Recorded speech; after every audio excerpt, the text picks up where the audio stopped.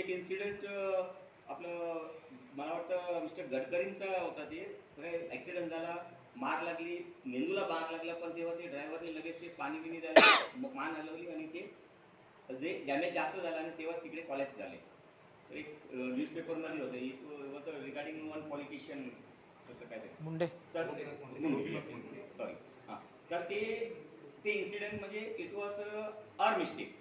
म्हणजे आपण ते जर त्यांना पोझिशन देऊन त्यांना कम्फर्टेबल करून ट्रीटमेंट केली असती तर ते डॅमेज झाला नसता आणि ते एक्सपायर झाले नसते. म्हणजे ते आता सांगू शकतो आपण. पण you have to be careful. मानेला मार लागले, शोल्डरला मार लागले, हाताला मार लागले, पायाला मार लागले. आता एक जण वन व्हॉलेंटियर प्लीज. या ना मागे कशाला जाता, या ना पुढे. आता या व्यक्तीला त्याचा बाकी ओके आहे सगळे, पण हाताला मार लागलाय किंवा हा भाग असं वाटतं की फ्रॅक्चर झालाय किंवा इथे मार लागलाय किंवा शोल्डर डिस्लोकेट झालाय, काय मार लागलाय, तर त्याला पहिला तो कॉन्शियस आहे. Okay okay. तर आता मार लागलाय तर त्या पार्टला आपण सेफ्टी, म्हणजे आता राईट हँडला लागलाय किंवा लेफ्ट हँडला लागलाय, तर मार लागले तर त्याला कम्फर्टेबल पोझिशन द्यायची. म्हणजे ही पोझिशन नॉर्मली कम्फर्टेबल असते. आता हे तुटलं असेल तरी हे कम्फर्टेबल आहे, इथे पण मार लागले तर हे पण कम्फर्टेबल आहे, इथे मार लागले ते पण कम्फर्टेबल. आणि जर जमलं तर काही असेल तुमच्याकडे, दुपट्टा असेल, काय कॉटनचा असेल, तर मी तर म्हणतो कधी असं तुम्ही डेअरिंग करू शकता तर शर्ट काढा, शर्टनी इथे असं बांधून टाका आणि हाताला इथे असं लटकून घ्यायचं. आपण बँडेज वगैरे असले ना तर बँडेज नॉर्मली आम्ही काय करतो, आता हे अवेलेबल आहे म्हणून आता कुठे नसेल, आता इथे फर्स्ट एड किटमध्ये पण असेल, कधी संपलेली असेल, कधी असं हो की नाही अरे ते रिप्लेस केलेलं नाही आहे, तर आपण इकडे पण ते तसे बँडेज, लांब बँडेज असते, तर ते बँडेज टोकून लगेच असं हे हाताला लागलाय, इथे इथे समजा इथे लागलाय, इथे लागलाय, तर हात असा करून करायचा नाहीये, नाही तर त्याला अजून इंजुरी वाढेल. हात असंच राहू द्या आणि हळू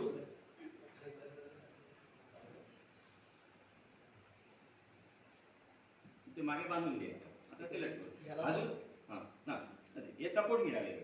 आणि अजून असं तर ते शर्ट घातलं असेल तर शर्टचे वरचे 2-3 बटन म्हणून हात आतमध्ये टाकून द्यायचं. वरच्या बटन तर सपोर्ट राहतोच. म्हणजे this is the first step. You have to think आणि रिस्पॉन्ड इमिडिएटली. म्हणजे आपण अरे आता इथे बँडेज कुठे, अरे बँडेज आले तेव्हापर्यंत दुसरं काय त्रास होईल. बरे फ्रॅक्चर झाले, कसं फ्रॅक्चर झालं असं वाटतं की तुटलेलं आहे, ठीक आहे ना, तुटलेलं आहे तर तुम्ही काही यूज करू शकता. तिकडे काही मिळालं तर पुटपट्टी आहे, असा पुट्टा आहे, पुट्टा घेऊन तुम्ही नॉर्मली कसा पुट्टा घेऊन त्याचा घेऊन काही असेल लगेच त्याला असं देऊन, रुमाल असेल तर रुमाल बांधून घ्या. म्हणजे जे फ्रॅक्चर झालेलं असतं ते माहीत नाही की नॉर्मल फ्रॅक्चर आहे, कंपाऊंड फ्रॅक्चर आहे, कॉम्प्लिकेटेड फ्रॅक्चर आहे. तर फ्रॅक्चर म्हणजे आपण नॉर्मली एखादा खडू घेतला आणि तोडला तर ते बराबर लिनियरिटीमध्ये तुटेल. पण आता उसाचं नसेल तर ते आपण गेलं असं तोडला, ते कसं ते स्पाइक्स असतात, ते एकदम पॉइंटेड फायबर्स असतात, तर ते तुटल्यावर त्याचे ते पॉइंटेड पार्ट आहे ना ते सगळे मग ते आजूबाजूचे मसल्स, धमनी, टिश्यूला डॅमेज करणार. तर त्याला इमोबलाइज करून ते पोझिशनमधून देऊन तुम्ही हॉस्पिटलमध्ये शिफ्ट करू शकता. आता याला हे आपण असा बांधला, लटकवला, स्लिंग दिला, समजा एल्बोला लागले तरी तिकडे काय करायचं गरज नाही, ते हे पोझिशनमध्ये यायचं, शोल्डरला हे पोझिशनमध्ये. जर असं तुम्हाला बर्फ वगैरे मिळाला तर त्यांनी थोडा शेक देऊ शकता त्या टायमाला. दुसरं हे जे आहे पोझिशन आहे, आता याला 2 लेपो या अजून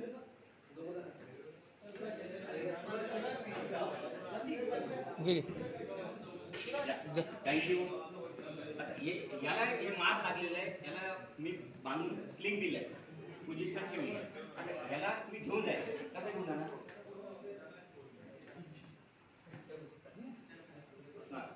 काय म्हणणार आरामशीर नाही, तेव्हा चान्स नाही मिळणार मोबाईल काढायला. हात बरोबर तसं हा घेऊन जा त्याला. Very good. हा चालू शकतो ना, मग याला उचलून घेऊन जायची काय गरज आहे.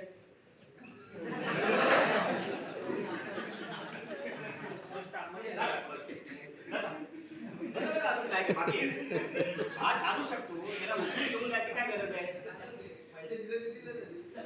नाही नाही त्यावेळेस त्यांना वाट तुम्ही मला का थांबले? अरे उद्या झाला हे मागून झाला लगेच उचला याला हा ठीक आहे. बॅक मध्ये मार लागला असेल कुठे तर तिकडे कधी कधी ना ते त्याला जागा असेल तिकडे झोपून टाका, पण उचलायचा नाही, त्याला पाहिजे तर रोल करायला लागेल. म्हणजे तेव्हा तुम्हाला स्ट्रेचर बनवायला लागेल, काहीतरी चादर आहे जे काय अवेलेबल आहे तिकडे हातरायचं, त्याला रोल करून, कारण त्याला आता बॅक मध्ये इथून ते इथपर्यंत मार लागलाय माहित नाही ना ते, आणि ते त्याला हलवलं बिलवलं परत ते आतमधलं टिश्यू डॅमेज झाले तर परत तिकडे पण प्रॉब्लेम आहे. तर त्याला हळूच रोल करून घेऊन मग तुम्ही येऊन जाऊ शकता. पण तेव्हा पण बघायचं की त्याचा श्वास चालतो की नाही, तो अलर्ट आहे की नाही, तो बोलतो की नाही. पेन आहे, pen is a good sign, म्हणजे ते हा माहिती आहे की त्याला थोडा त्रास आहे आणि पुढे मार लागलेला आहे आणि तो कॉन्शियस आहे त्याच्यासाठी. ते झालं बॅकचं. मग कमरेला पण मार लागलेला, कमरेला मार लागलेला असेल तर ते बसू शकत असेल तर बसून घ्या. त्याला समजलं पाहिजे ते कम्फर्टेबल पोझिशन आहे. तर तो कॉन्शियस नसेल तर लाईट अप, म्हणजे त्याला उठवायचा प्रयत्न नाही करायचा, कारण आतमधला डॅमेज आपल्याला माहित नाही. थायला लागलाय, गुडघ्याला लागलाय, पायाच्या पंजाला लागलाय, तेव्हा तिकडे जरा काळजी घ्यायची, कारण तो आता त्याच्यावर लोड देऊ शकत नाही. आता समजा त्यांना कमरेला मार लागलाय थोडाफार, पण बोटा हलताय म्हणजे सेन्सेशन आहे, इथे कुठे मार लागलाय, गुडघ्याला मार लागलाय, पंजाला मार लागलाय, तर या व्यक्तीला तिकडे कम्फर्टेबल करून, कारण तिकडे पण बँडेज वगैरे काय असेल ते बांधू शकता. इमोबाईल करायला सिंपल आहे त्याला. आणि याला आता इन केस इथे किंवा इथे मार लागलाय किंवा फ्रॅक्चर पण झालाय तिकडे पण हे असं बांधू शकता. आता याला कसं घेऊन जाणार तुम्ही दोघं? चला ट्राय फर्स्ट एड काय वाहणार चूक होणे झाली तरच समजेल. याला पायाला मार लागलाय, पायाला राईट या लेफ्ट कैसे उठा के लेके जाएंगे, कैसे उठा के लेके नहीं ज्यादा उठा नहीं, सिर्फ एक्शन करने हाँ चेक के साथ ले लेना है, चेक के साथ ले लेना है, क्योंकि उसको बैठा के रखा है, जो मिला जो कुछ है उधर बैठा के रखा है, इनकेस कुछ भी नहीं है, कुछ भी नहीं है तो सिंपल चीज है। तो हाथ पे ऐसे करना, दोनों हाथ पकड़ ऐसे इस पे बिठा के लेके जाएंगे तो यस, तो वो उसका एक मेथड है। असं खांद्यावर घ्या, असं खांद्यावर, हा असं बस खाली आणि खांद्यावर घे. आपली हाँ उल्टा पोजिशन. पकड़ा पकड़ा चलो अभी इसको साइड से आप ले लो, इधर आपको बैठना है।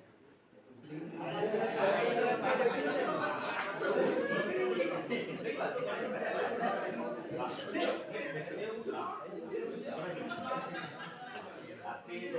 आस्ते से, हाँ एकदम एकदम आस्ते से, और किसी का भी हेल्प लेके इसको बैठा दे, थोड़े डिस्टेंस तक लेके जाना है, थोड़े डिस्टेंस एक मिनट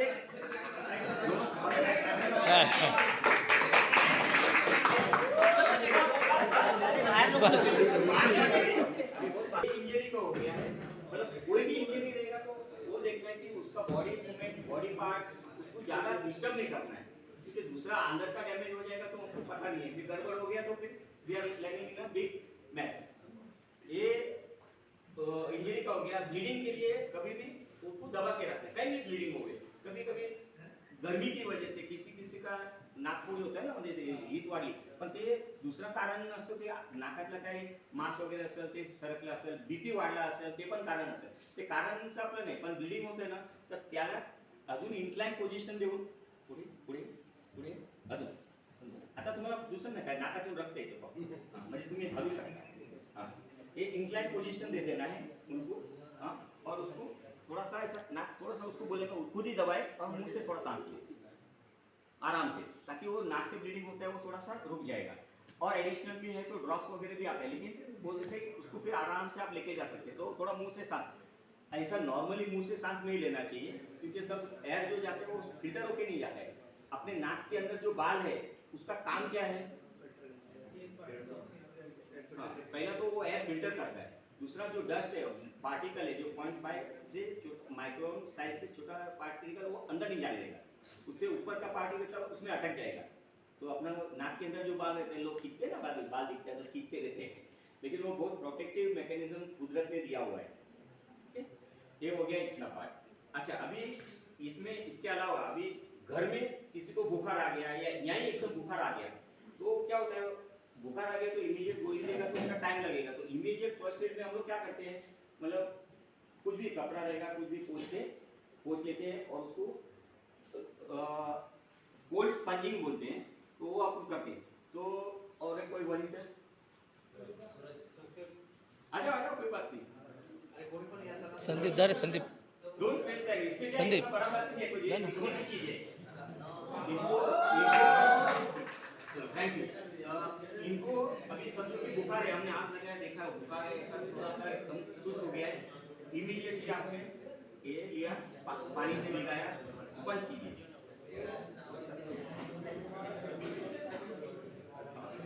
इस तरह ये देखिए, ये ऐसा रखने का बोलते हैं, लेकिन ये गलत है।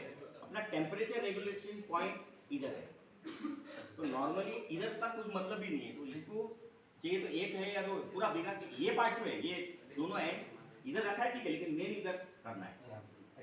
हाँ, तो वापस उसको थोड़ा सा ड्राई होकर वापस गीला करके रखो, या तो दो है तो दोनों गीला करके दोनों सादा पानी भी यूज करो, कोई वांधा नहीं। पूरा चाहिए तो भिगा के पूरा पोंछ लो, छाती पे कम, पीठ पे भी, छाती के ऊपर के पार्ट पे भिगा के कर दो, क्योंकि वापस वो ठंडा लगा कफ हो गया, उससे अच्छा है कि उसका कैसे भी करके टेम्परेचर कम करना है। तो ये घरगुती इलाज है, मतलब ये तो घर में सब लोग करते रहते, लेकिन फिर ये ऐसा रखने से कुछ मतलब नहीं है। ये area is not temperature regulating area, जो है इधर सेंसर पॉइंट इधर है, टेम्पल पे कपाल जो बोलते हैं ना, इसको आप लोग मराठी में क्या बोलते हैं, ये हो गया घर में कुछ चीज है, कांच का चीज है वगैरह गिर गया और कट हो गया, तो शार्प कट रहते हैं, तो उधर भी ब्लीडिंग हो रहा है तो दबा के रखना है। ब्लीडिंग हो रहा है नहीं, अरे हो रहा है नहीं, देखो दबा के रखो आराम से 10-15 मिनट, उसके बाद आप चाहिए तो बर्फ से सेको, फिर आप डॉक्टर के पास लेके जाओ। घर में कोई ऑइंटमेंट है तो कोई भी ऑइंटमेंट है तो लगा के उसको अपने रुमाल कपड़ा बैंडेज जो कुछ पॉसिबल है, अच्छा बैंडेज वगैरह करने को आता है तो बैंडेज करिए, नहीं तो इसे दबा के उसको बांध के डॉक्टर के पास लेके जाइए, बाकी का वो टीटी का इंजेक्शन जो कुछ है वो कर देंगे। मतलब फर्स्ट एड में हम इतना कर सकते हैं ताकि उसको कम से कम तकलीफ हो। कभी कभी कांच का पीस उसमें घुस गया है तो अपन उसे निकालने की कोशिश नहीं करना है, उसको सिर्फ ऊपर से सॉफ्टली ऑइंटमेंट लगा के उसको ऐसे प्रेस करके लेके जाओ, ताकि लेकर doctor find the small particle और वो निकाल देंगे। फिर हम निकालने की कोशिश में कहीं अगर और डैमेज हो गया, नर्व्स को डैमेज हो गया, आर्टरीज को वेन्स को डैमेज हो गया, तो वो बाद में और नया कॉम्प्लिकेशन खड़ा कर सकता है। अभी ये हो गया घर, अभी कभी स्लिप हो गया अपन घर पे, जैसे तो इधर भी चलते चलते सीढ़ी से भी बात करते करते मोबाइल से उधर स्लिप स्टेप से गिर गए, कभी कभी बैक पे गिर जाते हैं तो उस वक्त बैक पे इंजरी होता है, तो उधर तुरंत उसको एक जगह पे पोजीशन पे बैठा देना है ताकि उसको देखो, फिर वो देखना कितना डैमेज हुआ है, वो हिसाब से हमको रिएक्ट करना है। कभी घर में कोई इलेक्ट्रिक शॉक लगता है, तो इलेक्ट्रिक शॉक लगता है ना, तभी उसको भी इतना ध्यान रखना है कि जो मेन स्विच है, दूसरा जो कोई मेन स्विच है उधर वो बंद करना है, उधर जाके उसको पकड़ के अरे शॉक लगा इसको काटा हूँ क्योंकि इलेक्ट्रिशियन, हाँ आपने अगर चप्पल वगैरह पहना है तो थोड़ा सा वो कट ऑफ हो जाता है, नहीं तो we are the good conductor तुरंत पकड़ लेगा। तो बेस्ट है कि लकड़ा रहेगा या कुछ रहेगा, उससे उसको वो जो कनेक्शन है between the electric current and the subject तो कट करना है, तो पॉसिबल है तो वो, बाकी नहीं तो तुरंत ऐसा पकड़ के वो हमेशा, वो तो अभी सबको पता है, फिर भी मेन स्विच बंद करके उसको ले। इलेक्ट्रिक शॉक लगने की वजह से भी आदमी बेशुद्ध हो जाता है, हार्ट का एक्टिविटी बंद हो जाता है, तभी आपको वापस उधर भी सीपीआर के लिए जरूरत पड़ता है, क्योंकि वो बेशुद्ध हो गया, उसको मालूम ही नहीं है, तभी हार्ट बंद हो गया। हार्ट बंद हो गया तो उसका डिटेल में वापस जाएंगे थोड़ा, ये सब रफली लेने के बाद। तो ये हो गया। और कोई ऐसा इंसिडेंट जो आपको ख्याल लगता है कि होता है और उसमें हमें क्या करना चाहिए आपकी तरफ से? सडनली चक्कर वगैरह कारण हो सकते, लेकिन अपने पास तो सब्जेक्ट है, अभी हमको पता नहीं है इसका, ये मैं रास्ते पे चल रहा हूँ, इनको चक्कर आ गया, गिर गया, अभी गिर गया तो उसको पहले उसको पूछा मैंने कि रिस्पॉन्स दिया कि बाबा क्या हुआ, अगर हाँ चक्कर आ रहा है ऐसा बोल रहा है, या तो बेशुद्ध हो गया तो हमको वापस वो सीपीआर की तरफ जाएंगे। अगर एक कॉन्शियस है, रिस्पॉन्ड कर रहा है, तो उनको उसको थोड़ा पानी लेके पोंछ लेंगे, पहले तो पोंछ लेंगे ताकि वो कूल हो जाए, फिर उसको पूछेंगे, जब भी वो बताने लगेगा सब तो हम पानी भी पिला सकते हैं, फिर दूसरा उसको पूछ सकते हैं, अगर वो बताएगा तो कि भाई तेरे को शुगर का प्रॉब्लम है या बीपी का कुछ जो भी पूछे, तो फिर वो डॉक्टर के पास जाते हैं। अभी चक्कर आने के बहुत सारे कारण है, जो मेन कारण है वर्टाइगो। वर्टाइगो में क्या होता है कि हम लोग रात को मोबाइल देखते देखते सो जाते हैं, टीवी देखते देखते सो जाते हैं, पढ़ते पढ़ते सो जाते हैं, तो गर्दन की नस पे जोर आता है, तो तो ये जोर आने की वजह से क्या होता है, सवेरे उठ के हम अपना सब नित्यक्रम करके काम पे जाने लगते हैं, या तो थोड़ा आधा एक घंटे के बाद सडनली कुछ करते करते ऐसा चक्कर आ जाते हैं, या तो गिर भी जाते हैं, या तो तुरंत उधर बैठ जाते हैं इधर। तो वो चक्कर में बटेगा, तो वो वेस्टिबुलर इंसफिशियंसी मतलब वो जो खून कम पहुंचा उसकी वजह से है, या कान का कोई मशीन का प्रॉब्लम है जो सुनने में आता है, हाइपर एसिडिटी की वजह से होता है, या अलग अलग कारण है। लेकिन वो चक्कर आना है तो उसको वो टाइम पे कुछ करना नहीं है। अभी इधर रात को देरी से आप लोग ने मोबाइल मतलब कैसा रहता है, वो 2 तकिया लेके मोबाइल यूज करते हैं, सो के फिर टीवी देखते हैं, लेट के टीवी देखते हैं, तभी वो प्रॉब्लम ज़्यादा होता है, तो वो पहले अवॉइड करना चाहिए। दूसरा, जिसको हुआ है उसको आराम से बैठा दो, उसको फिर डॉक्टर के पास ही लेके जाना है, लेकिन तभी उसको छेड़ो मत, फिर वो खुद ही बोलेगा कि मैं ऐसा कर रहा हूँ तो भी चक्कर आ रहा है, ऐसा कर रहा हूँ, सोते सोते 1 करोड़ चेंज है तो भी चक्कर आ रहा है, दूसरा चक्कर ऐसा है, दूसरी तरफ देखने की वजह से भी चक्कर आ रहा है, तो उसको कुछ करने की जरूरत नहीं, उनको थोड़ा रिलैक्स करके फिर तुरंत डॉक्टर के पास लेके जाओ, या तो अपना रिकवरी रूम रहेगा उधर सुला दो, डॉक्टर से बात करो, फिर उसका जो गोली आता है उसको दो, उसका रेगुलर गोली कुछ लेता है वो, उसका भी चेक करवा लेने के बाद में शुगर कम हो गया है तो भी चेक हो जाएगा, बीपी का भी चेक हो जाएगा, और एक चीज भी हो जाएगा। तो वर्टाइगो के लिए कभी कभी ऑफिस में भी इधर भी कुछ काम नहीं रहेगा, तो कभी बैठे बैठे सो जाते हैं, मतलब 10-15 मिनट भी सोए तो भी नस पे असर होता है, तो उधर भी ध्यान रखना है कि कभी कभी जोर आते तो, और चक्कर आने में इतना झंझट नहीं होता, लेकिन वो उसकी वजह से चक्कर आके गिर गया और आजू बाजू में कुछ शार्प ऑब्जेक्ट कुछ लग गया तो और एक्सीडेंट मतलब वो सीवियर हो जाता है। ठीक है, अच्छा ये इसके अलावा और कुछ? अगर कोई बंदा का सिंगल वहीं पे रहे, मतलब आगे Okay, कोई नहीं, कोई और उसको उसी को करने चक्कर आ रहा है, उसको कुछ लिए क्या है? हाँ, अगर कॉन्शियस है तो उसने वो बाजू में जगह देख के आराम से बैठ जाना है, लेट जाना, कॉल फॉर हेल्प, क्योंकि अभी खुद अकेला कुछ कर नहीं पाएगा। फिर अगर हाँ कॉन्शियस है, बेशुद्ध हो गया तो उसको आजू बाजू वाला ही देख पाएगा, क्योंकि अभी खुद कुछ कर ही नहीं सकता है। इफ वो कॉन्शियस है, हाँ कॉन्शियस है तो जरा साइड में कहीं भी बैठ जाना है उसको, और तुरंत देखना है कोई हेल्प मिल सकता है, क्योंकि दूसरा वो क्या करते हैं, अभी वो उठ के कोशिश करे, वो ट्राई करेगा तो उठ के मैं हाँ थोड़ा ट्राई करता हूँ चलने को, ऐसा अगर पानी है बाजू में तो ठीक है, पानी से थोड़ा मुंह पोंछ लेगा, ठंडा पानी लगेगा, थोड़ा हवा लगेगा तो थोड़ा अलर्ट हो जाएगा, लेकिन कारण मालूम नहीं है, अब उसको ही मालूम रहेगा क्या है, तो वो ये समझ, अगर शुगर का है तो उसने नाश्ता नहीं किया है, शुगर लो हो गया है, फिर बीपी का प्रॉब्लम है तो बीपी शूटअप हुआ है या लो हो गया है, उसमें भी प्रॉब्लम होता है, शूटअप भी होएगा कम भी होएगा तो भी प्रॉब्लम होता है। नॉर्मल बीपी कितना होना चाहिए?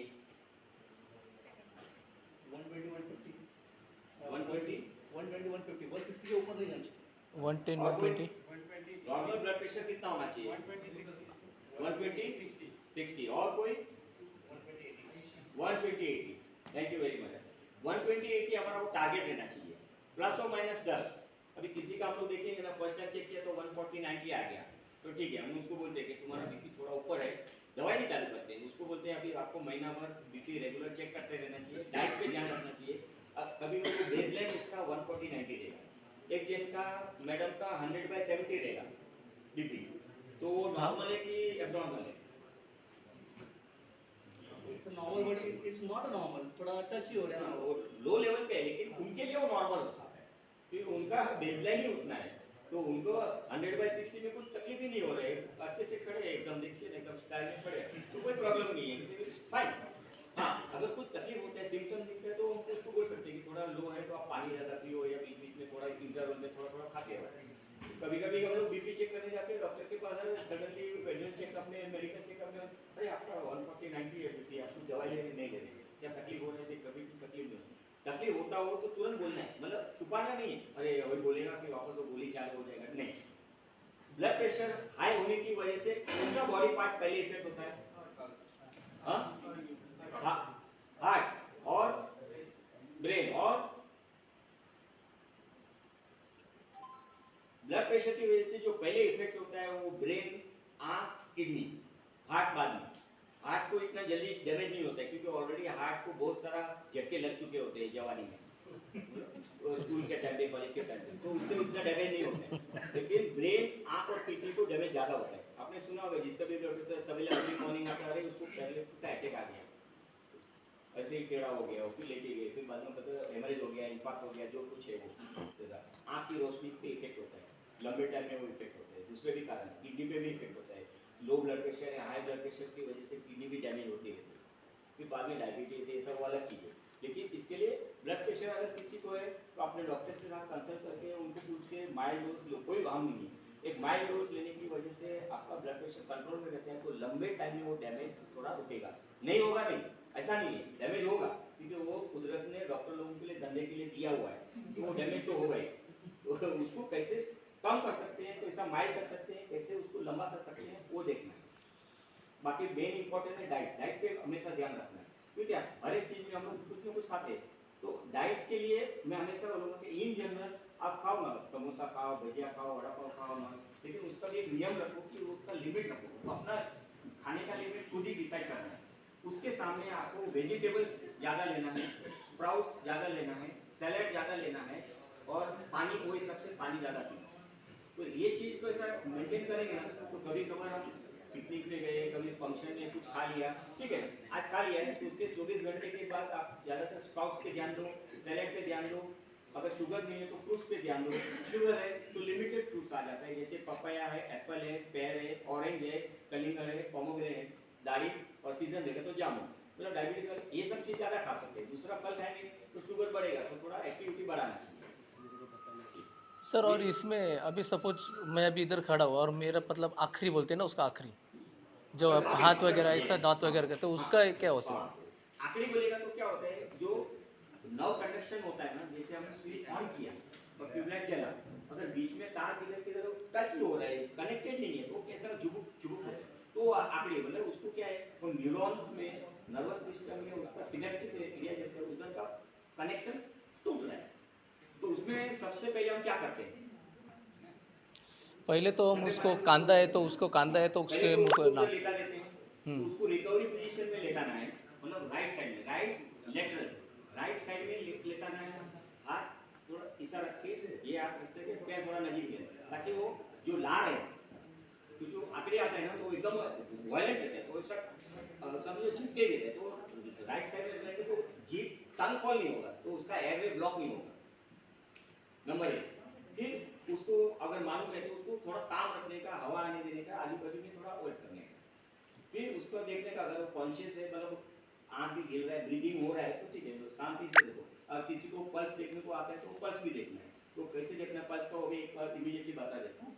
दूसरा एक कांदा है, और लोखंड का क्या चीज़ है, और वो चमड़े का चप्पल है, दैट इज नॉट इम्पोर्टेंट। वो एक्चुअली वो कुछ होता नहीं है उससे, क्योंकि वो जो एपिसोड है, आखिरी का एपिसोड नॉर्मली 15, 20, 25 सेकंड, 1 मिनट तक ही रहता है, फिर वो सेटल हो जाता है, फिर वापस वो स्टिमुलेट हो तो वापस होता है। तो कभी कभी ऐसा लगता है कि एक साथ झटके आने चालू हुए, मतलब एक झटका आया उसे, तो हम कभी किसको पूछते हैं ना हिस्ट्री में कितना टाइम हुआ, नहीं 15 मिनट तक वो ऐसे ही कर रहा था। एक्चुअली 15 मिनट होता नहीं है, नॉर्मली 20 सेकंड, 30 सेकंड से 1 मिनट, 1.15, मतलब 1.5, सवा या 1.5 मिनट तक ही रहता है, फिर वो सेटल होता है। तो उसको सेटल होने के लिए टाइम देना चाहिए। Right recovery position, right position में मतलब जबान पीछे नहीं जाए, इसके लिए लार सब इधर से निकलते जाना चाहिए, नहीं तो उसकी वजह से भी टंग फॉल, मतलब ऐसे सीधा सुलझ गया, जबान गया। अगर पॉसिबल है तो रुमाल है या तो ज़्यादा कपड़ा है उसको डालें, उंगली से मत ट्राई करो, क्योंकि वो दांत के एकदम कटेगा तो उंगली भी इंजरी कर देगा अपना। मतलब हम कभी सोचते हैं कि उसके आदमी खुद डाले, और लोखंड का चीज ऐसा कुछ मत डालो। ये सिंपल है, कोई भी कपड़ा रहता है उसको जरा भून के अगर जरा सा आँख किया तो उसमें लग दो, ताकि वो टीथ बाइट नहीं होना चाहिए, तो फिर बाइट करेगा, उधर भी ब्लीडिंग होएगा, तो और डैमेज हो जाता है। बाकी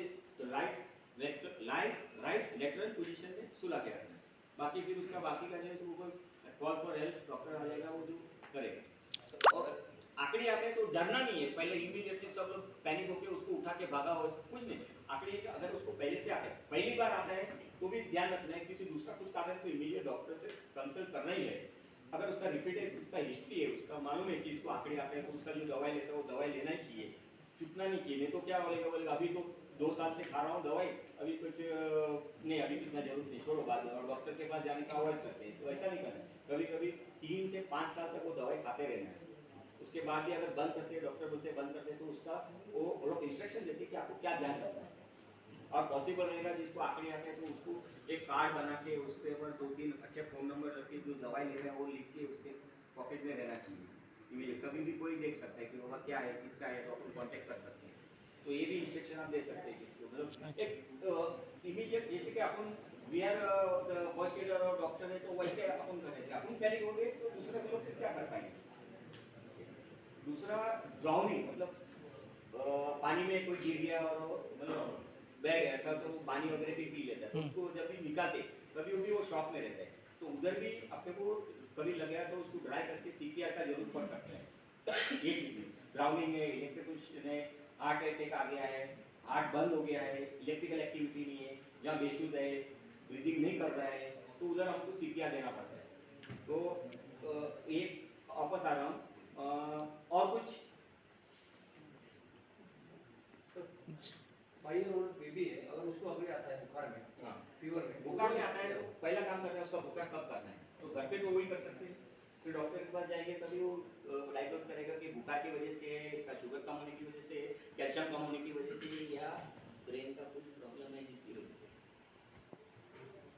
ठीक है बुखार कंट्रोल करना पड़ेगा। हाँ, तो वो उधर हम फर्स्ट एडर है, हम उसको दवाई नहीं करना है, हमको क्या है उसको शांत करना है। कैसा करना है इमीडिएट उसको राइट लेटरल पोजीशन दे दो, हवा डालो, जगह ओपन स्पेस रखो ताकि मतलब क्राउड नहीं होना चाहिए। और फीवर है तो स्पंजिंग कर सकते हो, स्पंजिंग करने में कोई हर्ज नहीं है। पूरा कभी कभी तो जरूरत पड़ा तो नल के नीचे भी बैठा दो, पूरा पानी है। ज़्यादा कोल्ड पानी अगर डालेंगे ना तो उसमें कवर होता है। हाँ तो फीवर कम हो जाता है, फीवर कम तो फीवर कम हो जाता है क्योंकि आकड़ी आने का कारण बहुत सारे कारण है। कभी क्योंकि ब्रेन का प्रोटीन लाइसिस होता है तो भी आकड़ी आ जाता है, शुगर कम हो गया तो भी आकड़ी आ जाता है, कैल्शियम कम हो गया तो भी आ जाता है। तो मेडिकल पार्ट आप छोड़ दो उसका, लेकिन हमको इमीडिएटली क्या करना है, अगर बुखार है तो स्पंज कर दो, लेटा दो, डॉक्टर के पास जाओ, डॉक्टर ने डिसाइड किया वो बुखार की वजह से तो उसको फिर सीरीज ऑफ टेस्ट करता है, उसको रिटर्न आ सकता है फिर वापस अगर कारण क्या है तो बुखार की वजह से तो नहीं आएगा क्योंकि वापस बुखार आएगा तो होएगा, नहीं तो नहीं आएगा। दूसरा कुछ कारण है तो उसको ध्यान रखिए, तो दवाई चालू हो जाएगी। एक वो हो गया, फिर ओवरटाइम हो गया और कुछ और कोई एक चीज रह गया।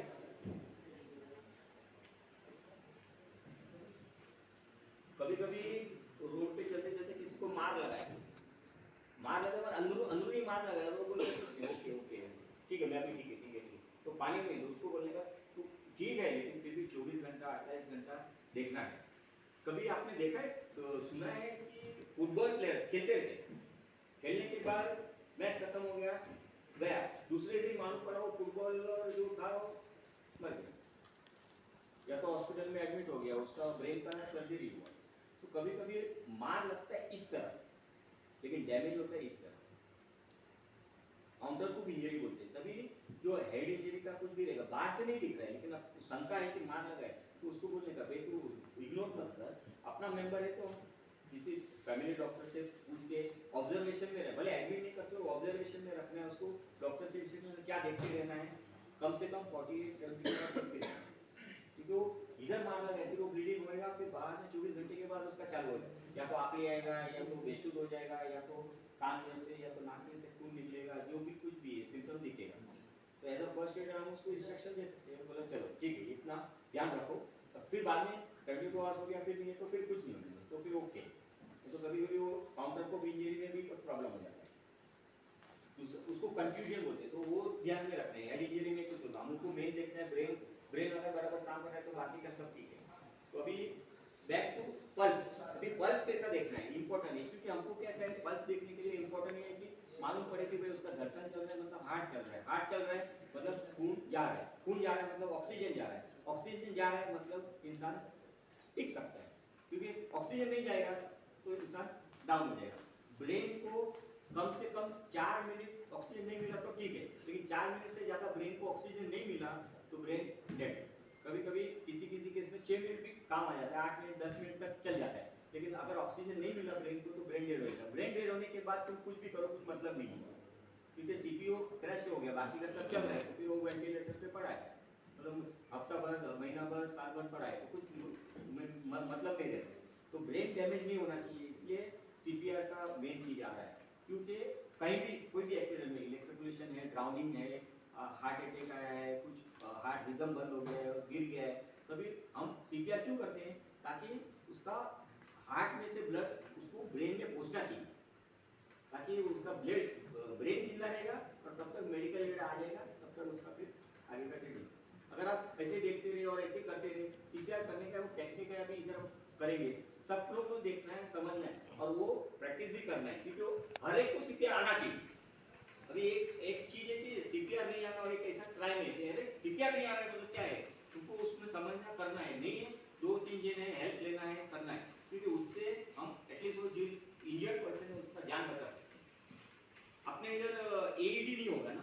ऑटोमेटिक एक्सटर्नल डिफिब्रिलेटर शॉक देने वाला नहीं है ना, तो उसके बारे में भी बताऊँ। वो हर बड़े इंस्टीट्यूट में, बड़े हॉस्पिटल में, मॉल में, सब जगह पे रहते हैं और सिंपल यूज है उसका। मतलब ऐसा भी नहीं कि अरे उसको मतलब डॉक्टर ही होना चाहिए वो देने के लिए, even any person can do it. ठीक है, तो पल्स का भी और एक वॉलंटियर आ जाएगा, आप जा सकते हैं। Thank you very much. और कोई बताएगा? इधर गर्दन के ठीक है, इधर इधर इधर। अभी सबसे पहले हम लोग नॉर्मली कैसे रहता है, गर्दन के पास बाद में पहले सीधा हाथ का रखते हैं और पेरिफेरल पल्स मतलब पैर और हाथ। तो हाथ का पल्स देखना है ना, तो ये लाइन है, मतलब राइट हैंड का, लेफ्ट हैंड का वैसे ही ये लाइन है। तो ये जो मन का बोला अपन बोलते हैं ना रिस्ट, उसके जस्ट नीचे उधर ऐसा 3 उंगली रखना है। 3 उंगली रख के थोड़ा सा प्रेशर देना है, तो ऑटोमेटिकली आपको सबको, आप खुद भी देख सकते हैं, आपका खुद का देख के ट्राई कीजिए, तो उधर आपको फील होगा कि है। नहीं होता तो थोड़ा आगे पीछे कीजिए, क्योंकि वो रेडियल आर्टरी का पल्सेशन मिलता है, सबको मिलता है। आप देखो आपका मिल रहा है कि नहीं, और किसी का नहीं मिल रहा है तो उनको चेक करना पड़ेगा कि भाई वो जिंदा है कि नहीं, तो उसको सीपीआर दे देंगे हम। तो एक चीज ये हुआ है। दूसरा, अनकॉन्शियस पेशेंट में हम देखेंगे अभी, वो जैसे वो सीपीआर देने के पहले हम देखते हैं तो पल्स उधर का पल्स, क्योंकि ये पल्स तो शायद इतना जल्दी नहीं मिले, क्योंकि हार्ट से होके इधर पहुंचने में कभी कभी वो फीबल हो जाता है, कम हो जाता है। तो एक तो वो है, दूसरा गर्दन के इधर का है। तो गर्दन के इधर का जो ये मैंडिबल है, मैंडिबल का जो एक इनर बॉर्डर है, इनर बॉर्डर के लाइन में नीचे, तो इधर ऐसे ऐसे भी आप रखेंगे ना, ऑटोमेटिकली टाक टाक आ जाएगा। आप लोग अपना राइट हैंड लेफ्ट साइड में ऐसा रख के देख सकते हैं, लेफ्ट हैंड राइट हैंड में करके देख सकते हैं। तो 3 उंगली रखो, आराम से रखो, थोड़ा आगे पीछे करके ख्याल आ जाएगा कि किधर है। फिर ग्रॉइन में भी देख सकते हैं, मतलब यहाँ भी देख सकते हैं, पैर में भी देख सकते हैं। पैर में भी अपना ये जो फुट है, पंजा है, तो पंजे के एकदम ये लाइन में इधर भी देख सकते हैं, पंजे के जो मेलियलस है उसके पीछे भी देख सकते हैं, मतलब इधर भी मिल सकता है। लेकिन ये चीज है कि अगर पूरा कॉन्शियस पेशेंट है तो ही उधर ब्लड पहुंचेगा, अनकॉन्शियस पेशेंट है तो ऑलरेडी ब्लड डिप्रीवेशन हो गया, तो बड़े वेसल्स में, बड़ा वेसल्स है एक ही है, इधर का है और इधर का भी है, तो उधर से भी हार्ट का जो है, तो इधर भी ग्रॉइन में भी अपने को पल्सेशन आ रहा है। तो एक पल्स देखने का, पल्स कैसा है वो हिसाब से, अगर एकदम फीबल पल्स आता है तो भी वो अपन बोल सकते हैं कि भाई तुम एक बार डॉक्टर को दिखा दो, ओके है तो फिर कोई वादा नहीं। अभी तो वैसे भी पल्स ऑक्सीमीटर से भी आपको मालूम पड़ जाएगा धड़कन आता है कि नहीं आता है, उसमें भी ग्राफ भी अच्छा से आता है। पल्स ऑक्सीमीटर तो आजकल सबके पास अभी रखा ही है, कोरोना के बाद वो मिल ही गया, सबने रखा ही है। तो उससे अपने को पल्स ऑक्सीमीटर से ऐसा नहीं कि सिर्फ पल्स ही मालूम पड़ता है, उसका ब्रीदिंग का भी मालूम पड़ता है, ऑक्सीजन का तो मालूम पड़ता ही है, लेकिन कभी कभी ऑक्सीजन को फ्लक्चुएट होते रहते हैं, तो उसमें डरना नहीं। उसमें ऑक्सीजन आपका 90 प्लस होना ही चाहिए, 90 से नीचे ही जाता है कॉन्स्टेंटली वॉचिंग फॉर 30 सेकेंड, अगर उससे नीचे जाता है तो इमीडिएटली डॉक्टर से कुछ तो कारण है। 90 प्लस नथिंग टू वरी, और वो एक्टिव है और उसको कुछ तकलीफ नहीं हो रहा है तो कोई वांधा नहीं। उसमें एक ग्राफ भी आता है, तो ग्राफ को एकदम लीनियर ग्राफ होना चाहिए, मतलब बराबर होना चाहिए। लीनियर ग्राफ मतलब हम बोलेंगे कि ये लीनियर ग्राफ है, और ग्राफ में कभी कभी ऐसा आता है, मतलब ग्राफ कभी समझ कुछ तो गड़बड़ है तो इमीडिएटली डॉक्टर से, और वो भी कॉन्स्टेंटली 30 सेकंड 45 सेकंड देखते रहे, मतलब ऐसा एक आधार पर ऐसा बीच में करे इसमें गड़बड़ होगा, ऐसा नहीं, कॉन्स्टेंटली देखेंगे तभी अंदाजा आएगा। तो ये पल्स का हो गया। अभी सीपीआर के लिए जाएंगे, तो अभी मेरे को ऐसा और एक टेबल लगा, ये जरा मजबूत चाहिए। वो लकड़े का चलेगा वो? हाँ चलेगा, मजबूत टेबल श्री वो लेते, ये वाला बड़ा वाला टेबल। सीपीआर को क्यों कर रहे हैं, क्योंकि हमको किसी भी तरह हार्ट को फंक्शनिंग रखना है, ताकि उसमें से जो ब्लड है वो ब्रेन को पहुंचे। ब्रेन को ब्लड नहीं पहुंचेगा तो ऑक्सीजन नहीं मिलेगा तो वो डेड हो जाएगा।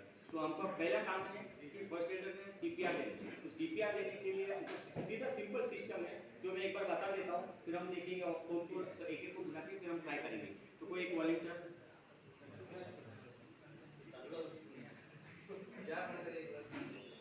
कमलो आले सर श्रीनिवास आले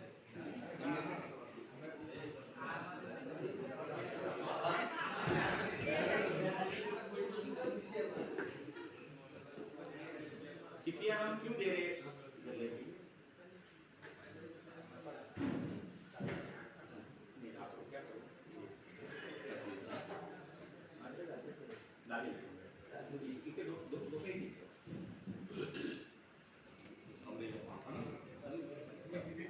सीपीआर देने के लिए क्यों हम लोग सीपीआर क्यों दे रहे हैं? क्योंकि अभी हमको मालूम पड़ा कि उसका हार्ट बंद हो रहा है, हार्ट बंद है, सांस नहीं ले रहा है, इसलिए सीपीआर देना है। तो सीपीआर में कैसा है, उसका एक्शन कैसा है, डॉक्टर ABC, डी मतलब उसको मतलब डेंजर साइन मालूम पड़ गया, आर मतलब रिस्पॉन्ड, तुरंत रिस्पॉन्ड करना चाहिए, ABC मतलब ए मतलब एयरवे, तो उनका हम ब्रीदिंग देखते हैं, मतलब एयरवे के उसका ब्रीथ कर रहा है कि नहीं, मतलब छाती हिल रहा है कि नहीं, छाती नहीं हिल रहा है, हम उसको बोल रहे हैं हेलो आवाज दो, हेलो बोलो, अरे तुम बेशुद्ध है, तुम नहीं बोलने का। हाँ बोले बोले हेलो, हाँ ठीक है। कोई हम देखते हैं कि कॉन्शियस है कि नहीं, फिर ब्रीदिंग देखते हैं, एयरवे, फिर सर्कुलेशन, सर्कुलेशन मतलब अभी इधर हमने बताया ना कि अभी ब्लड फ्लो है कि नहीं, तो इसका गर्दन मतलब थोड़ा सा ही करके ऐसा टच करके देखते हैं ब्रीथ हो रहा है कि नहीं, सर्कुलेशन नहीं है। कभी कभी क्या होता है, ब्रीदिंग एकदम शैलो रहता है, पल्स भी आ रहा है, तो मतलब है उसका जान है, तो सीपीआर का जरूरत नहीं है। सीपीआर का कभी जरूरत है जब भी एयरवे ब्रीदिंग नहीं हो रहा है, सांस का मतलब जो हम लोग सांस लेते हैं, नॉर्मल भी सांस लेते हैं, तो आप देखेंगे लेटा हुआ आदमी रहेगा तो हम देखेंगे वो सांस लेता है ना तो मूवमेंट होते रहता है। अच्छा, कभी मूवमेंट नहीं है, फिर हमको सीपीआर देना है। सीपीआर देने के पहले अभी जो कैजुअलिटी है उसको, अच्छा इधर एक पॉइंट है, अपने बॉडी में कितने हार्ट है, एक और कोई, अपने बॉडी में 3 हार्ट है, एक हार्ट है एनाटॉमिकल जो हम लोग बोलते हैं दिल, दूसरा 2 हार्ट है इसमें है, इसमें ऑलमोस्ट 1.5 लीटर तक का ब्लड रहता है। तो कभी कभी कोई बेशुद्ध हो गया तो उसको तुरंत अपन क्या करते हैं, उसको लेटा के पैर को जितना होगा उतना ऊपर करवा देते हैं, ताकि ग्रेविटी से जो इसमें जो ब्लड है वो सब इधर आ जावे, ताकि और आगे जावे, जो ब्रेन को भी ब्लड मिले तो तुरंत। तो इसके लिए कभी कभी वो होता है ना, कोई तो हमें तुरंत नहीं दिखे, कभी सर के नीचे कुछ भी रहेगा वो निकाल देना है, मतलब हेड अप नहीं रहना चाहिए, हेड अप रहेगा तो वापस ब्लड नहीं जाएगा, ग्रेविटी से नीचे ही जाएगा, तो वो ध्यान रखना है। कभी अभी इनका हमने देखा है कि हेलो, अभी बराबर जवाब नहीं दे रहे, बेशुद्धी है, कंफर्म हो गया बेशुद्ध है, ब्रीदिंग नहीं चल रहा है। तो अभी हमने देखा कि तो इधर अभी हमको अभी कॉम्प्रेशन है, अभी जिसको घुटने का प्रॉब्लम है वो नहीं कर सकते, अभी हमने इसको टेबल पे सुला, एक्चुअली वो जमीन पे ही रहेगा, तो जिसको घुटने का प्रॉब्लम है थोड़ा अवॉइड करना है, जिसको घुटने का प्रॉब्लम नहीं है उसने इसके ऊपर ही, मतलब अभी मैं इधर साइड में करता हूँ, मतलब एकदम नजीक लेना चाहिए, नहीं ठीक है, मतलब ये पोजीशन में रहना चाहिए उसके बाजू में, ताकि हम बराबर से दे सकते हैं। सीपीआर देने के लिए पोजीशन बराबर कंफर्टेबल होना चाहिए, नहीं तो क्या होगा, अनकंफर्टेबल रहेगा तो बराबर दे नहीं पाएंगे। हार्ट का पोजीशन कौन सा है, कोई बता सकता है?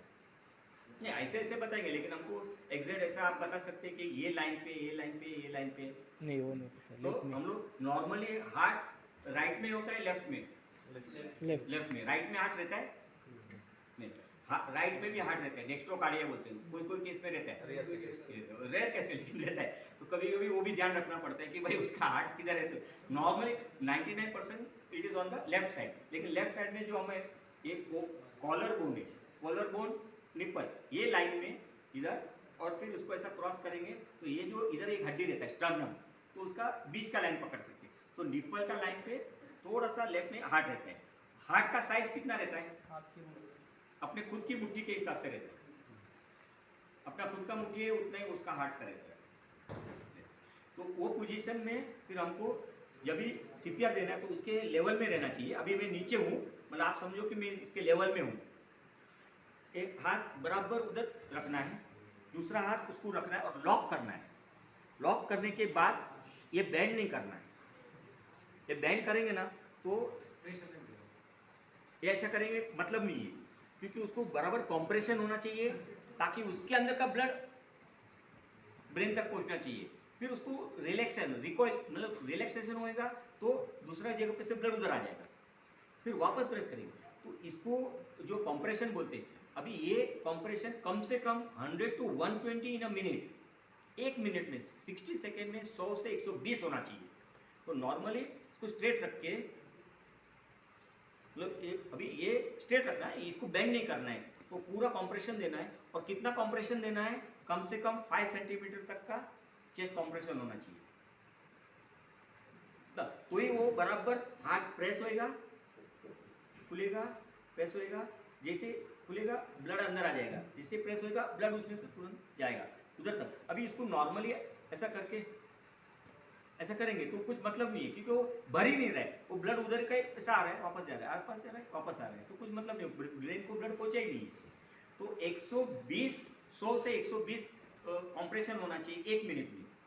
30 कॉम्प्रेशन के बाद 2 रेस्क्यू ब्रेथ देना चाहिए। तो रेस्क्यू ब्रेथ देने के लिए अभी पॉसिबल है, कोई तंबाकू ये सब खाते हैं तो कोई बोलेगा मुंह से मुंह क्या लगाएगा, अगर ऑपोजिट पार्टनर है तो जरा वो एंजॉय करेगा, लेकिन इधर ध्यान रखना है। तो इसको चिन थोड़ा ऊपर करना है, हेड टिल करना है, और नाक मुंह खुलना चाहिए, और माउथ टू माउथ। और किसी को अगर पॉसिबल रहेगा तो रुमाल रख के भी दे सकते हैं।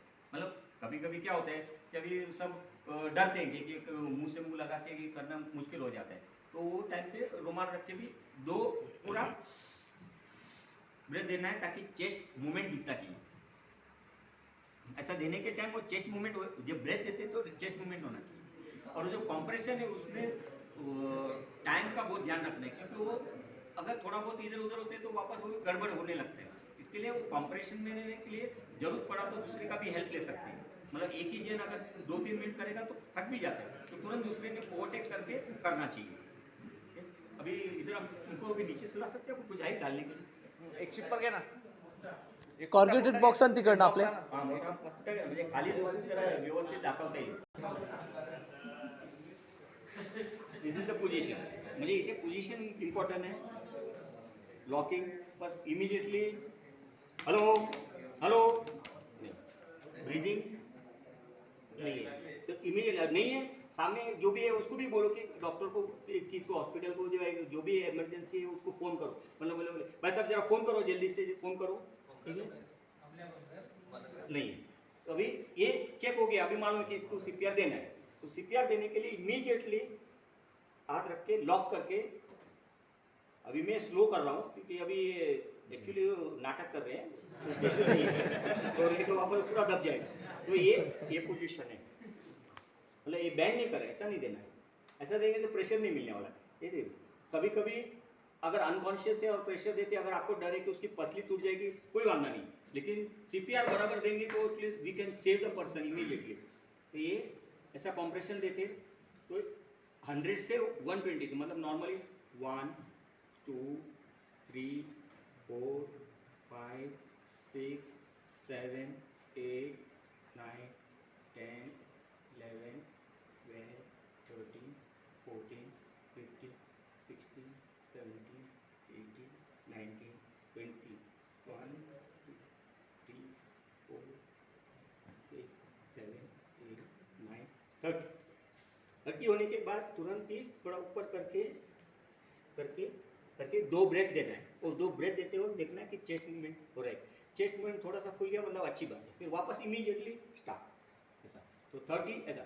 तो ये कॉम्प्रेशन, चेस्ट का कॉम्प्रेशन मतलब हमको देखना है कि कम से कम 5 सेंटीमीटर, बच्चे लोग में 3 सेंटीमीटर, बच्चे लोग में CPR दे सकते हैं, लेकिन छोटे एकदम छोटे बच्चे को CPR देने का अलग तरीका रहता है, उसको उंगली से दे सकते हो, उनका हार्ट और थोड़ा पोजीशन नीचे रहता है। तो ये चीज़ करते हुए अगर उसका ब्रेन को हम लोग ब्लड देते रहे और तब तक मेडिकल एड आ गया, तो फिर अम्बू बैग वगैरह रहता है उनके पास, जो हम लोग अम्बू बैग होते जो ऑक्सीजन के लिए सप्लाई, उसमें ऑक्सीजन भी कनेक्ट कर सकते हैं और वैसा भी दे सकते हैं। तो एयर में से, एयर में ऑक्सीजन कितना रहता है, हम जब पल्स ऑक्सीमीटर से देखते हैं तो हमारा ऑक्सीजन दिखता है 99%, 100%, 98%, 97, 94। एयर में ऑक्सीजन कितना रहता है? सिर्फ ऑक्सीजन नहीं है, एयर में तो बहुत सारे गैस भी है दूसरे। तो एयर में ऑक्सीजन कितना रहता है? सब 10 पास है ना, इधर सब 10 पास है, 21% ऑक्सीजन रहता है। और जो 21% ऑक्सीजन जो है एयर में, वो जो हम लोग ब्रीथ करते हैं तो उसमें से हार्डली 14% ही जाता है, और वो 14% ही हमारे लिए जरूरी है। उतना एयर जाना चाहिए ताकि हम लोग को हमारे ब्लड में 100% जितना दिखना चाहिए, मतलब कम से कम 90% तो दिखना चाहिए, तो हमको पूरा सिस्टम को ऑक्सीजन मिलेगी। ऑक्सीजन अभी मैं ब्रीथ करता हूँ तो ऑक्सीजन इधर तक ऑक्सीजन जाता है, तो कैसे जाता है? ब्लड से होता है, क्योंकि हम ब्रीथ करते हैं तो जो एयर लंग्स में जाता है तो लंग्स में फिर वो पार्टीशन से ब्लड सेल्स में वो ऑक्सीजन उधर जाता है, कार्बन डाइऑक्साइड इधर जाता है, फिर वो ब्लड हर जगह पे जाता है। इसके लिए सबका हीमोग्लोबिन मेल में कम से कम 14 14.5 होना चाहिए, फीमेल में 13.5 होना चाहिए।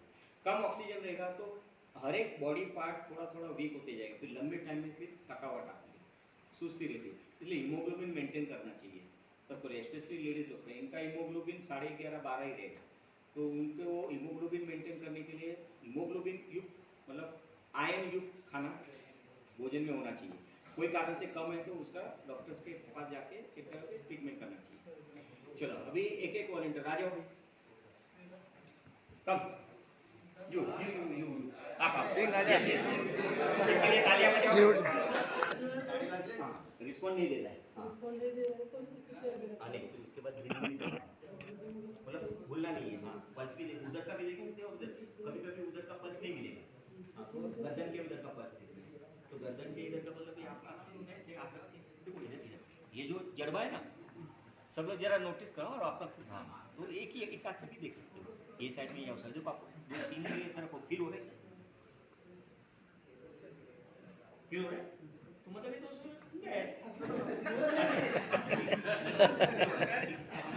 उधर देखते हैं।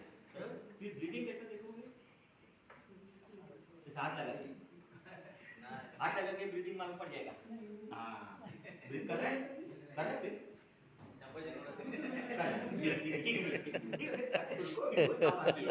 अभी वो उसका सांस नहीं चल रहा है, सर्कुलेशन भी थोड़ा कमजोर लग रहा है और वो रिस्पॉन्ड भी नहीं दे रहा है, बराबर है, सांस नहीं चल रहा है, तो अभी सीपीआर देना है आपको। हाँ तो कैसे दोगे?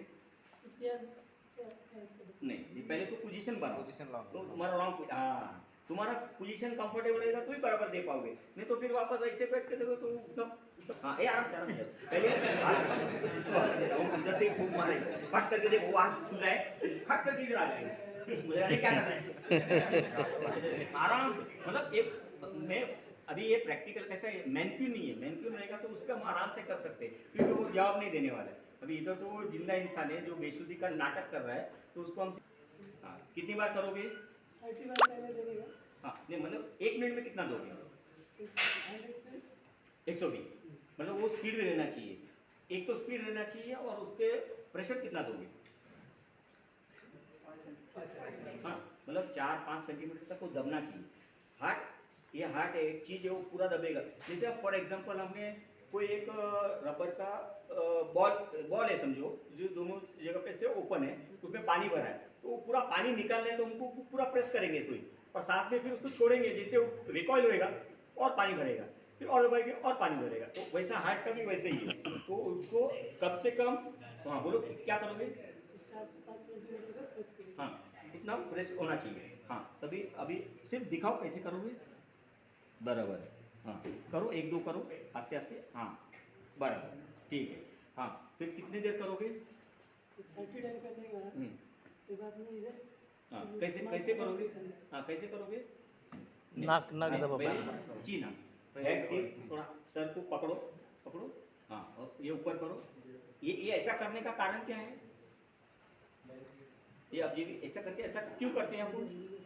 एयर ऑब्स्ट्रक्ट नहीं होगी हाँ, क्योंकि एयरवे थोड़ा लंबा वो जो स्पेस है ना वो ऐसा ओपन हो जाना चाहिए, क्योंकि ये थोड़ा एंगुलेटेड रहता है ना, तो ऐसा स्ट्रेट करेंगे ना तो सीधा सीधा आ जाता है। तो वो करके फिर क्या करोगे? नहीं ये किया उसने, आपने पकड़ा, फिर क्या करना है?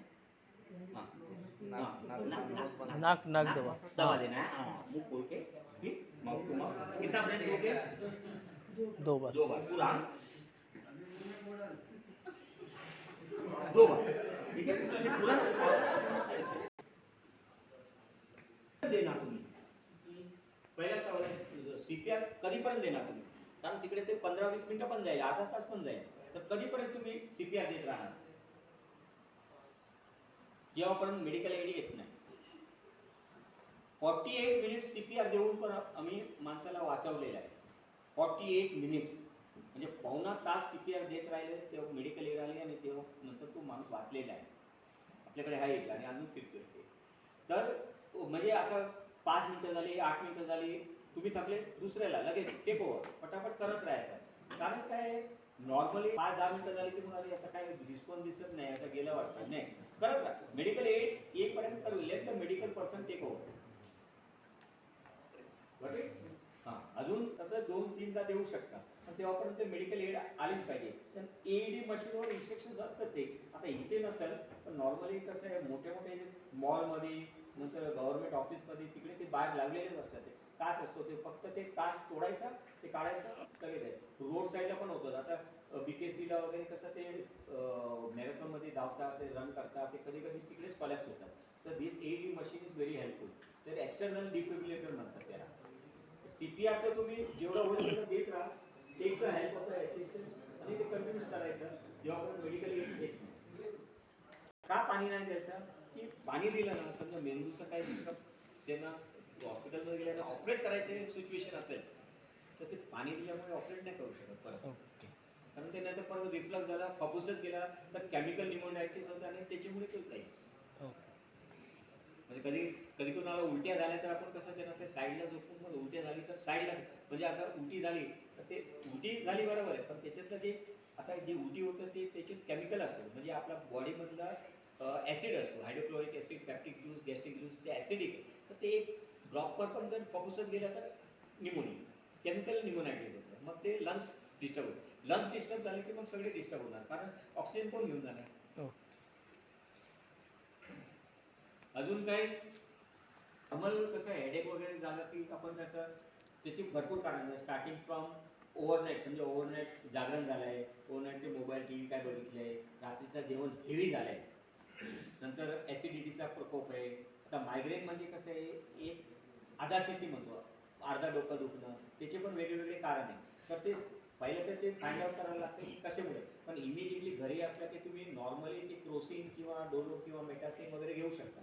पण एक घेतली, समजा ओके वाटलं, परत दुसरी 7 तासांनी घेतली, समजा थोडंसं ओके वाटलं तर ठीक आहे, नाही वाटलं तर लगेच अजून तिसरी चौथी खायची नाही, म्हणजे अजून 2-3 दिवस काढले, लगेच डॉक्टरला कन्सल्ट करा ना, तुमच्या फॅमिली डॉक्टरला भेटून की बाबा असं प्रॉब्लेम होतो. तर ते ब्लड प्रेशर वगैरे बघतील. मोबाईल किंवा TV चालू करणार, आरामसे पोट भरून जेवणार, ताट सरकवणार, हळूहळू तिकडे पडणार. पण that is very wrong. Long टाईममध्ये ते डॅमेज करतो. तुमची पाचनक्रिया पण शिथिल होते आणि डायजेशन खराब झाला की मग दुसरं सिस्टम पण खराब होतो. रात्रीचं जेवण नॉर्मली सगळ्यांनी ॲडवाइस करतो की थोडा लवकर असायला पाहिजे, एकदम साधा असायला पाहिजे, कमी असायला पाहिजे, आणि रात्रीचं जेवण झाल्यानंतर किती उशीर असेल तर 30-40 मिनिटं सकाळी फिरायला लागेल, तर ते पाचनक्रिया चांगली होते. कारण त्याच्यामुळे झोप पण चांगली येणार आणि सकाळी फ्रेश राहणार. नाही तर सकाळी पण ते हेवी जेवणामुळे सगळ्यांना एक्सपिरियन्स झाला असेल, रात्रीचं कधी पार्टी आहे काय आहे, रात्रीचं जेवण केलं आहे, हेवी जेवण केलं आहे, त्याच्यामुळे रात्रीचं कधी 3-4 तासानंतर पण छाती भारी होते, जळजळ होते, लोकांना उठावं लागतं, मग बेचैनी होते, मग पाणी पिणं, थोडंसं इकडे तिकडे फिरणं, मग रिलॅक्स होईल, मग झोपणं, किंवा सकाळी उलटी पण होऊ शकते. सगळे पाणी वगैरे घशात तोंडात येणं, ती उलटी पण होऊ शकते, बेचैनी राहते. ते पण सगळ्यांनी एक्सपिरियन्स केलं. वन्स इन अ लाईफटाईम ते एक्सपिरियन्स होतोच सगळ्यांनी, कारण लेट जेवण केलं की होणार असेल. तर ते पाणी गेलं असतं ना, पाणी गेल्यामध्ये फॉकसच गेलं, तर त्याला तरी एक तो उलटं ते जेवढं पाणी काढू शकतं तेवढं. नंतर पण परत तिकडे पण ना, हार्ट जर बंद असेल ना, हार्ट बंद, सर्क्युलेशन, ब्रिदिंग नाही, CPR इमिजिएटली करायचं. ते वाटत नाही बघायची. CPR केल्याने काही नुकसान होत नाही, फक्त ते ब्रिदिंग नाही, सर्क्युलेशन नाही, अनकॉन्शियस आहे, ते करा ना. बघा, you are not going to do anything worse, पण ते केलं आणि त्याचं मेडिकल एड येईपर्यंत ते समजा त्याचं टेक ओव्हर केलं आणि जीव वाचला. Nothing better than that. Last one bleed जेव्हा होतोय तर नॉर्मली पाणी आपण काय होते? ब्लीडिंग जेव्हा कधी हां. होईल कुठून? तेव्हा इट माइट बी काही कट झाला. हां हां, काट वगैरे झालं तेव्हा ब्लिडिंग होते, तेव्हा तो कॉन्शियस असतो, त्याला ब्लिडिंग आहे, मग ते रक्तच जातं. तर त्याला ते ब्लिडिंग थांबवायचे आपण प्रयत्न करतो, पण तेव्हा तुम्ही पुसून घेतला त्याला, मध्ये तो पॅनिक नाही होणार, तर मग तो पाणी दिलं तर हरकत नाही. फक्त कसं आहे, हेड इंजरीमध्ये किंवा पोटात वगैरे मार लागले, दिसत नाहीये, पण ते होतो खूप मार लागले तरी नाही द्यायचं पाणी, कारण ते आतमध्ये इंजर झालं आहे आणि इंटरनल ब्लिडिंग काय आहे ते आपल्याला बाहेरून नाही समजलं. तर ते इंटरनल, प्लीज इथे लक्ष द्या. पोटात मार लागले आणि इंटरनल ब्लिडिंग झाले तर आपल्याला माहित नाही, पण तो दुखतंय किंवा लगेच पोट फुगलंय, तर पाणी द्यायला गेलो, मग ते परत ते हॉस्पिटलमध्ये गेलं आणि तेव्हा ते समजलं की बाबा याला लगेच ते ओपन करून ते ब्लिडिंग थांबवायचं आहे, तर नाही करू शकत, कारण होल नाही देता येणार. होल दिलं की परत ते वॉमिटिंग झालं, परत पुन्हा दिला, कॉम्प्लिकेशन चालू. कॉन्शियस जी आहे असेल मला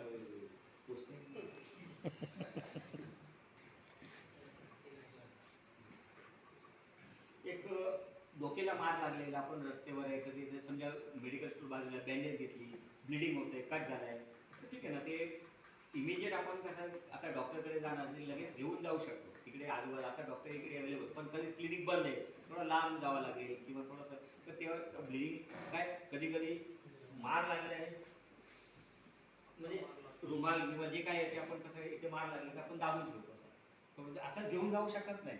असा किती वेळ तुम्ही धरू शकणार, कारण त्याचं प्रेशर तेवढं मिळणार नाही. तरी ते लागलेलं आहे तिकडे हे लावलं, तर हे बँडेज बांधायचं, तर हे बँडेज बांधायचं म्हणजे ते लावलेलं आहे, कोणाची तरी हेल्प घेऊन जे बँडेज असतं ना त्याला लांब पाहिजे. आणि नॉर्मली ते बँडेज कोणीतरी या काय बांधणार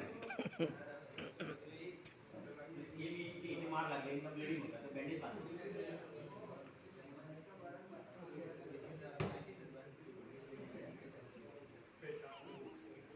सोडून दिलं ते. ठीक, ओके. तर आपल्याला सापा नाही बांधायचा.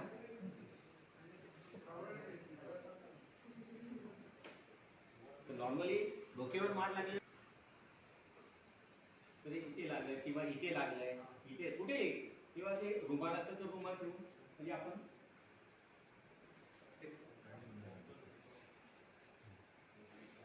इथे हे फिरवलं पाहिजे तर अजून 1-2 राऊंड मारा इकडे, नंतर धरून ठेवा, मग इथून असं घेऊन म्हणजे ह्याच्यातून आतमध्ये असं फिरून घ्यायचं, नंतर परत राऊंड मारा. म्हणजे ती जी बँडेज बांधलेली ना ती टिकून राहील. आता ही सरकणार नाही, वाटेल म्हणजे तसं एकदम आग में कचरा गिर गया, कुछ भी चीज गिर गया या तो कुछ केमिकल है, कुछ भी कुछ करते करते स्प्लैश हो गया, तो क्या करेंगे पहले? पानी में कैसे अभी समझो, अभी ये पानी का ग्लास है, इसको लेंगे, पानी हाथ पे रख के तो आप उस पे डुबाएंगे. Very good, that is what I wanted. पानी मारेंगे नहीं, पानी मारेंगे तो स्प्लैश होगा तो और इंजरी होएगा. तो उसको नॉर्मली फर्स्ट एड बॉक्स में आई कप रहता है, वो नहीं है तो अपना छोटा वाटी रहेगा. पानी पहले तो आप पूरा पानी लेके उसको पूरा सर चाहिए तो पूरा आँख उसमें डुबाओ, पटपटाओ ताकि वॉश हो जाए, जितनी बार हो सकता है वॉश. फिर वो कप में पानी भर के फिर वो आँख पे ऐसे लगा के थोड़ा आँख ब्लिंक करो, वॉश होएगा. फिर वो पानी निकालो, वापस करो. कोई भी केमिकल रहेगा इमीडिएटली पहले वो करना है, कभी भी रब नहीं करना. फिर जो ड्रॉप्स अवेलेबल है फर्स्ट एड बॉक्स में, तो ड्रॉप में ड्रॉप अभी समझो कि ये ड्रॉप है तो कैसा डालेंगे? नहीं अभी समझो मेरे को आँख में गिरी है तो मेरे को आप आँख में ड्रॉप डाल दीजिए. आपका सिर थोड़ा ऐसे हाँ मतलब मैं सोया हुआ, ठीक है ना, कोई मेरे को सुला के रखा है, कोई बात नहीं. हाँ फिर ये खाली नीचे वाला प्रेस करके, प्रेस नहीं करना है, ये नीचे वाला. वेरी नीचे वाला गुड, extra- एक्सेलेंट. ये नीचे ये ऊपर से ऐसा नहीं डालना है, ये पाउच नहीं है, ये पाउच है, ये जगह पे पाउच है. जहाँ अगर ड्रॉप भी डालते हैं ना तो ड्रॉप रहेगा और उसको जिससे आग बंद करेगा वो स्प्रेड होएगा. ये तो वैसे ऊपर करके डालते हैं. तो देख ये is a good first aid है. तो इसको जरा इसको आगे और थोड़ा सीजन रहते हैं तो आँख आ जाता है. तो कभी कभी वैसे उसमें जीवाणु और विषाणु मतलब बैक्टीरिया और वायरस वो इन्फेक्शन होता है. तो जो बैक्टीरियल इन्फेक्शन तो चिकटपना बहुत आता है, तो उसमें डरने की बात नहीं, लेकिन ड्रॉप डालना पड़ता है. तो एक अंदाज से अभी समझो कि आपने मेडिकल से एक ड्रॉप ले लिया, आपके डॉक्टर को नहीं बताया, तो जो 2 दिन में वैसे चले जाते हैं, 2 या 3 दिन में, तो ड्रॉप लिया, तो ड्रॉप को फिर कितना दिन यूज करना है? नॉर्मली 2 महीने में ही खत्म करना चाहिए उसका भी. ड्रॉप तो नॉर्मली वो एक बार ओपन किया तो खत्म करके फिर वापस नहीं यूज करते हैं. वो हफ्ता भर भी चल सकता है, 10 दिन भी, जितना टाइम डालेंगे उसके ऊपर है. लेकिन हमको वो ड्रॉप कितने दिन तक यूज करना है? जोपर्यंत डोळे आहेत तोपर्यंत. हां, जेव्हापर्यंत डोळे क्लीन होत नाही आणि 3-4 दिवसापेक्षा जास्त झाले तर लगेच डॉक्टरला भेटून कारण समजायला पाहिजे. नंबर 1, कधी कधी 10 दिवस लागतात. म्हणजे ते जे इन्फेक्शन असतं ते जायला 10, त्याचे जे व्हायरस आहे ते एकदम म्हणजे आपण म्हणतो ना हवेतच फिरत असतात, पेब्डो व्हायरस. ते लगेच पुन्हा जातात. आपण बघतो ना रे तुला डोळा आला तू येऊ नको तू चष्मा घाल, तू लांब राहा. ऍक्च्युली काय ते टच पुढे होतो ते असे डायरेक्ट नाही जाणार पण ते टच पुढे होतं. म्हणून ते काही वस्तू टच केली की आपण कसं येते मी इथे एक काम केलं तर मला का झाली तर लगेच मी ते करणार ते रॉंग आहे. पण त्याच्यामुळे ते काही विषाणू असेल जीवन असेल ते जाईल आणि इन्फेक्शन करेल. तर तिकडे काळजी घ्यायची. आय वॉश करताना म्हणजे